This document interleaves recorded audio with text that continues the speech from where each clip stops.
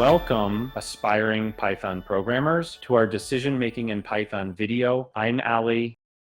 In this video, we'll explore different decision-making structures in Python and how to use them effectively.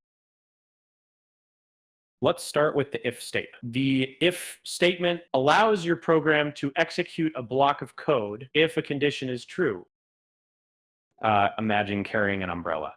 You use an if statement to check if it's raining before you open it.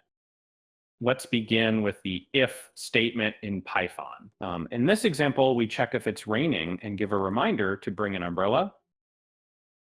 Next, we have the if-else statement. The if-else statement provides an else block of code to execute if the condition is false. Consider a voting booth. The if-else statement determines if a person is eligible to vote. In this Python example, we're dealing with the if-else statement. The program checks a person's age stored in the variable age. If the age is 18 or older, the program encourages voting with the message, "You can vote." However, if the age is less than 18, the program lets us know that the person isn't eligible to vote yet with the message, "You are not eligible to vote yet." This is a way to make decisions in Python based on whether a condition is true or false. Sometimes you need to make decisions within decisions. The nested if statement is an if statement within another if or else block. Think of a lockbox. You use nested if statements to check both the box's condition and the password. Sometimes decision-making requires decisions within decisions. In this Python example, we encounter the nested if statement. Imagine a locked box. The program checks if it's locked, and if so, verifies the password, allowing for complex decision-making based on interdependent conditions.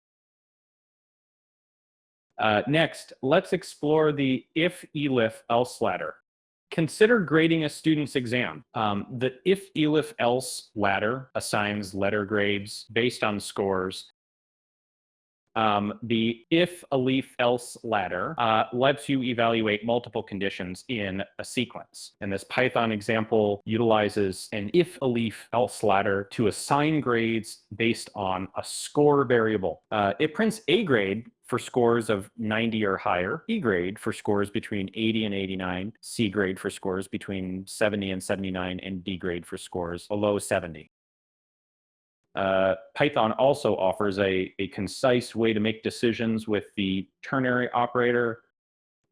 Imagine an approval stamp. It can be set based on a simple condition using the ternary operator. Python offers a concise way to make decisions with a ternary operator. It's a one-liner that allows you to set a variable based on a condition. In this example, we determine if a person is an adult based on their age.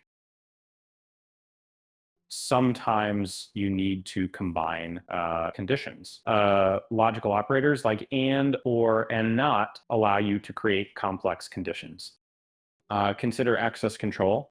Logical operators help manage permissions and restrictions. And then basically where we showcases the use of logical operators, and specifically and not, to create sophisticated conditions.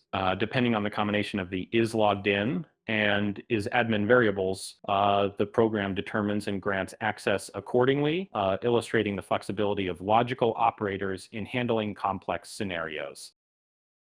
That's a wrap on decision-making in Python.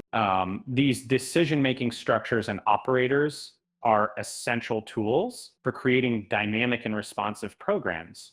We hope this video has empowered you to make effective decisions in your Python projects. For a comprehensive understanding and practice exercises, be sure to check out the related notebook on Google Colab and GitHub. You'll find the links in the description box. See you in the next video. Make sure to subscribe and ring the notification bell so you never miss an update from our channel.